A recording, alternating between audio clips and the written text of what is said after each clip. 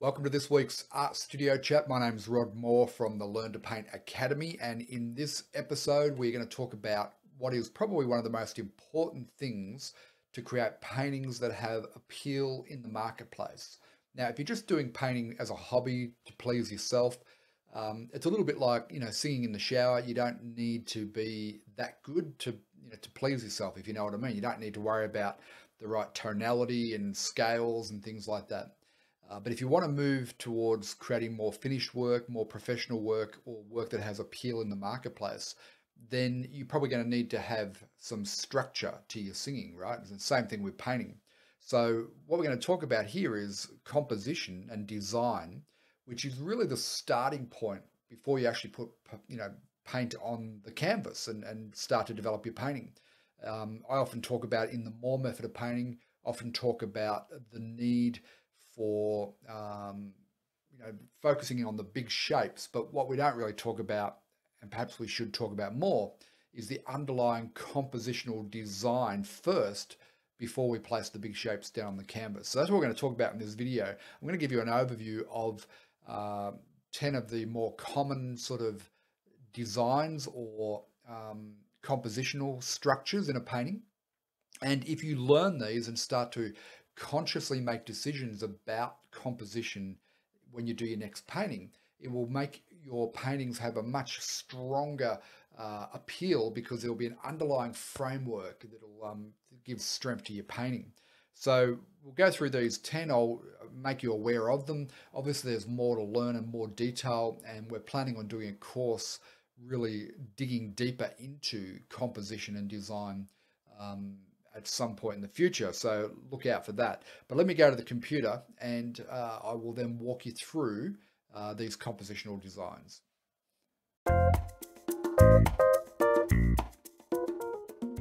Okay, so the very first composition structure that we're going to talk about is our rule of thirds. Now, you've probably heard of this, sometimes called the golden section, and people use this for painting and photography. So if I just draw up a little rectangle here, it's not the best rectangle, but it doesn't matter. And what the idea of this is, we divide our canvas into thirds, right? So just roughly.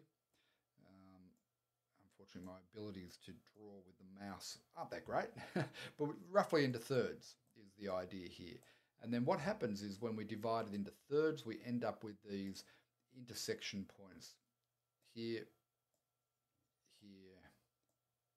here and here.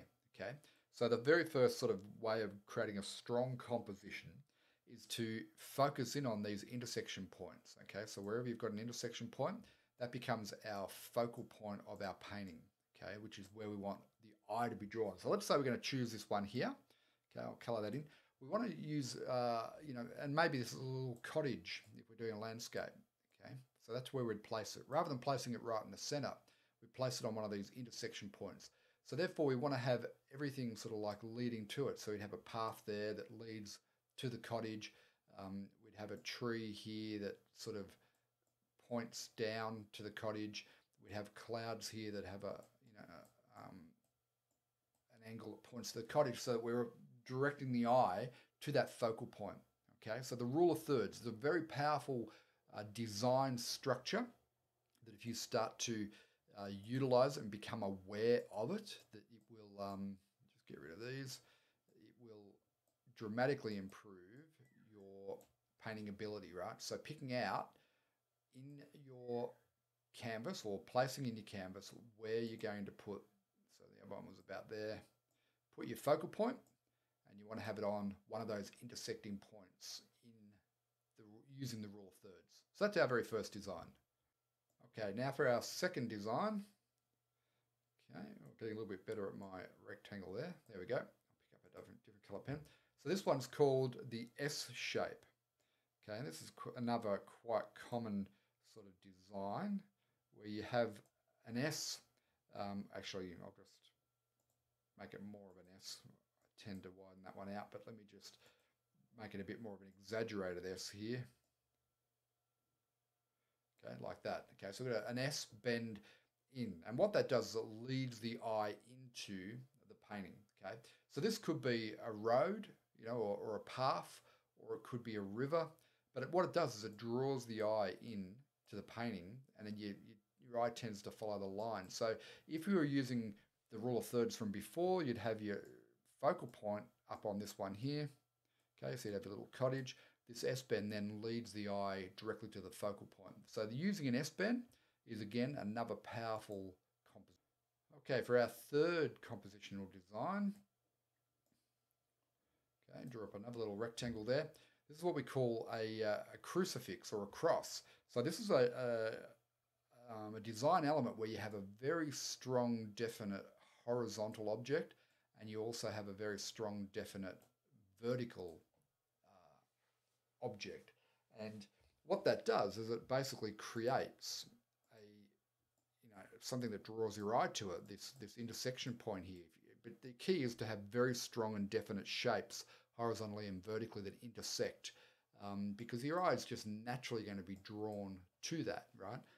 So it's a good way of directing the eye, and what you want to do is you'd want to minimize any details around this strong horizontal and strong vertical. So for instance, what you could do is you could grey off the colour, you could desaturate the colour in the background there, or you could raise the saturation of these two strong elements. Now you could use this in landscape design, or even abstract as well. It could have a very strong crucifix or cross style design to it. Our next design is what I call dominant shape.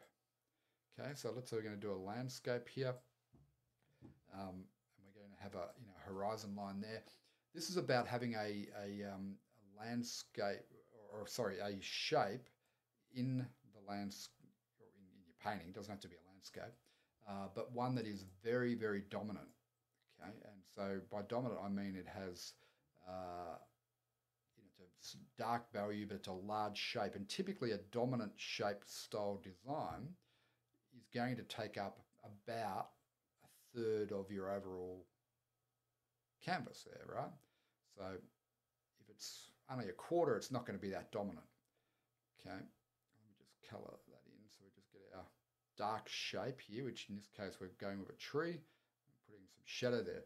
So you can see that it may not be quite a third. If it's not, I'll just build it out a little bit there like that. Okay, so I've got a big old, say, an oak tree, and then your other shapes that you would then put in here. Let's say you've got other background trees here, right? They're not nowhere near as dominant. You have a little cottage there. Okay, got the wrong size pen there, but little cottage, maybe some other distant trees, maybe even a little background mountain. You can see here that this tree here that I've drawn is very dominant. It's a darker value, and it's a big shape that's taking up 1/3. And this is quite a common sort of design that you'll see in a lot of landscape type painting, and pretty much any type of painting. But it's really honing in on what is this painting about. So notice that because it's a dominant shape, it's quite large. It's probably going over two of those intersecting points from the rule of thirds, right? So it's not necessarily just placing it on the rule of thirds. It's actually taking up about 1/3 of the overall painting surface. So a dominant shape is a really strong, bold statement and will command attention. Okay, our next design here. Just go and grab the dark. This is what I call big shape, little shape, right? So this is where we have, again, another dominant shape, maybe not as dominant as the previous one, so another tree, but then next to it, we put a little shape. Okay, now notice that little shape is still quite large by comparison with the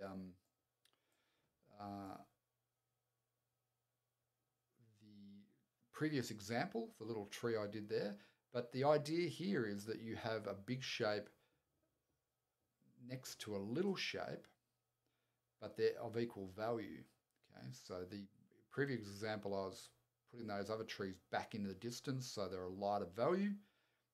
With this one, we're going to say there's our big shape, but then we've got a little shape, which is maybe a tree that's not as fully grown, okay, but it's on the same plane there, so it's pretty much the same value. So we've got a big shape, and then we've got a little shape. Okay, so it starts to create some interest within the painting. Now, you can then take that to same step I showed you before. We could have some other trees that are sitting in the background there as well if you wanted to, but they're going to be a lighter value because they're further away, okay, in the distance. But that starts to create some interest and some mystery, and we're connecting those two big main shapes. The big shape and the little shape are connected. You'll notice that they overlap to some degree. Okay, the next one is particularly useful for landscapes and seascapes, and that's about the horizon line. Okay, so the first one we have is a high horizon line. And so this means we've got all this foreground and middle distance area, which will be the landscape or the water in a seascape and so on. But their actual horizon line is set quite high, so our sky, whoops, let me just pull that out so I can make it obvious that it's a sky. Grab our blue pen there. Okay, so this is our sky here. This is all foreground and the ground, and this is our horizon line right there, right? So we've got a high horizon line. What that means is we don't want to be trying to create complex clouds and things in the sky. All the focus is in the land or the water, if it's a seascape. So don't try and clutter your sky by trying to paint too many complex clouds and so on, or too much interest in the sky. If you've got a high horizon line, this is a painting all about the foreground and the middle distance. Okay, so that's a high horizon line. So the next one then, by logic, is going to be the opposite of the high horizon line. And this is going to be the low horizon line. Whoop, I don't like that line. Let me just pull that out. Try again. So this is a low horizon line. So what do you think the painting will be about if we've got a low horizon line, right? So we're going to have a tree here on the horizon line here. What is this painting going to be about? All right, maybe we've got a little cottage here. It's not going to, because we've got a low horizon line, we don't have a lot of detail and so on in the foreground. This is going to be a painting that's going to be all about the sky and putting drama in the sky. So we're going to maybe we're going to do clouds, to create some drama and interest. But if you have a low horizon line, you're placing all the focus into the sky. Okay, so that's where you want all your detail, and you don't want so much detail in the land area there. So one of the challenges a lot of us have is that we try and detail everything up to the same level. Okay, so you look at a painting and everything has the same level of detail. So what I'm suggesting is that you start thinking about which parts of the painting want to have more detail and which parts of the painting don't require the detail. So in this example, low horizon line, all the detail should be in the main elements of the sky. High horizon line, the details need to be in the land area or the water area up there. So low horizon, high horizon line. Okay, our next design element is where we have a triangle or a pyramid sort of shape. So a big shape like that. You'll see this often in, say, Bob Ross's, snowy mountains that he does. They're usually dominated by a peak type of shape like this. And these are really interesting sort of paintings because what you can then do is do like a sun setting behind it, for instance.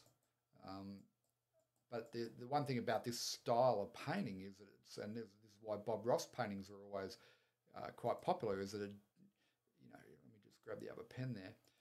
Bob Ross, Bill Alexander, they would come in and put these lovely snow-capped highlights, right, on top of their mountains there, and with the right light and shadow would create some really interesting effects, right? So they put the shadow and the light in on their mountains. But basically what this design's doing is it's commanding the attention to be drawn to the focal point, which in a lot of these style of paintings is going to be the highlights up on the mountaintop there, right? Or it might be the sunlight setting behind it, or the cloud. Often you'll see Bob Ross will have sort of fluffy clouds that sit behind the mountain there, okay? So this sort of pyramid or triangle shape is a very powerful and commanding sort of design. And you don't just want to have it sitting like that. So you'd have trees and things, a little bit of a landscape in the foreground of it. But the overall dominating shape in this design is obviously a pyramid or a triangle, and very powerful, a strong statement. And this type of design is something that will just jump off a wall in a gallery. Okay, our next compositional design approach, come in here and draw another little canvas, is to use what I call the L shape. Okay, so the L shape is where you have a strong vertical matched with a strong horizontal. And I use this one quite a lot with my landscape painting, right? I like this as a design element because this is like if you have a nice big strong tree here, for instance, and it casts a nice big shadow into the painting. And now you can then go and put in other elements in the painting, like we have some mountains there, and maybe a little cottage over here with a path leading to it, meandering through there, right? And maybe that runs past the shadow. But why I like this as a compositional design is you've got this large L shape here, right? And it's a powerful sort of commanding thing, but it also creates a frame, and it's what Jack White, the great artist Jack White, would call a threshold. This big shadow, dominating shadow here, is something that the eye has to step over into the painting. So it's almost like it's an entry point into the painting, and it's sort of framed by this big, strong, dominant L shape of darks there. A very powerful design. Now, in this sort of design, you have to be mindful that the light source is coming in from the top left-hand corner, but we tend to view paintings left to right anyway, in most cases. So having the shadow cast into the right here is a good idea. But in terms of making sure you get the right highlights on your tree, don't push your tree right up hard against your canvas, because you need to get in there and put in the indication of the light and the highlights on the tree in order to get the shadow there, right? And then obviously you'll have highlights on the appropriate side of each of the elements within your painting there. So a strong L shape is a really powerful design. It sort of leads the eye up and into the painting, and it creates a really nice frame to get the eye to settle into the painting rather than just quickly glancing at it and moving on. Okay, our next design element is going to be what I would call radiating lines. Now this is a really interesting design. Let's say we've got a horizon line around about the third there, and let's say we've got an old villa in Tuscany right there, right? Radiating lines are lines that come out from the focal point and effectively lead the eye back to that focal point, right? So let's say this was a vineyard, then you're going to have rows of vines here like this. Now, what do? They're really directional lines, aren't they? That lead the eye to our focal point there. It's a beautiful way just to control the eye to move it into that focal point, and a really strong and powerful composition. This could be rows of sunflowers, so if it was sunflowers, then you'd have your happy little sunflowers in the foreground here. These are going to have more detail, and in the back they're going to have less detail, but utilizing these rows, these radiating lines back to a center point, controls the eye. Now the other way of doing it, if I just tidy this up a little bit here, let's just get rid of some of this. Okay, there we go. The other way of using radiating lines would be, let's say you've got a mountain range. Whoop, didn't want that in yellow. Hang on one sec.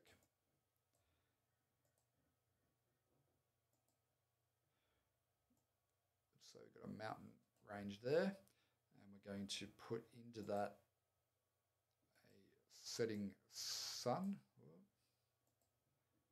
For some reason it doesn't pick up that color change. Orange, there we go. So we've got this setting sun here behind the mountain, okay? So this is going to have radiating lines up into the sky. It's going to have the red, but it's also, let's say you had water mass here. It's also going to have these radiating lines into the landscape as well. And again, those radiating lines will draw you to what is the center point of interest, or the focal point, which is going to be that sun just setting behind the mountain there. So radiating lines are a really, really strong way of just getting the eye to move through a painting in the direction that you want them to. Okay, the last compositional design that we'll talk about is going to be overlapping shapes. Okay, so let's say we're going to have 2 or 3 key shapes within a painting. So we'll have one main shape like that. Then we'll come in and we'll add in an overlapping shape that runs that way, like that. And then we will have a third overlapping shape. Now, the great thing about using overlapping shapes is that it creates a little bit of intrigue and mystery, but it's also perfect for creating depth into a painting. So by overlapping the shapes, you can set some shapes back into the distance and some come forward. And so one of the mistakes that you'll often see with beginner paintings is that they'll have all their shapes in a painting separate.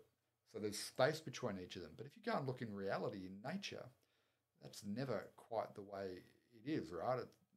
When you look into a landscape or a seascape, shapes are always overlapping. So you want to just be mindful of that and identify what are your main elements going to be that you're going to focus on, and then structure them in such a way that you have them overlapping each other. And that'll just create a more convincing style of painting than having them all separate, sitting out on their own. So have a play around with overlapping shapes. Okay, welcome back. Hope that was of help to you, that you learnt something in this. Some of it you probably already know, some of it may have been new, but here's what I think is most important is that you make a mental note, maybe sketch out those different compositional sketches into a journal or a notebook, and that you start to become consciously aware of the composition and design structure of your next painting, and start to really pick out a particular design structure and apply it to your painting, and you watch how your painting will improve over time. Hope this has been of help and you've enjoyed this episode. If you have, please like, comment and share this video, and I look forward to talking to you next time in Art Studio Chat. Have a great day. Cheers.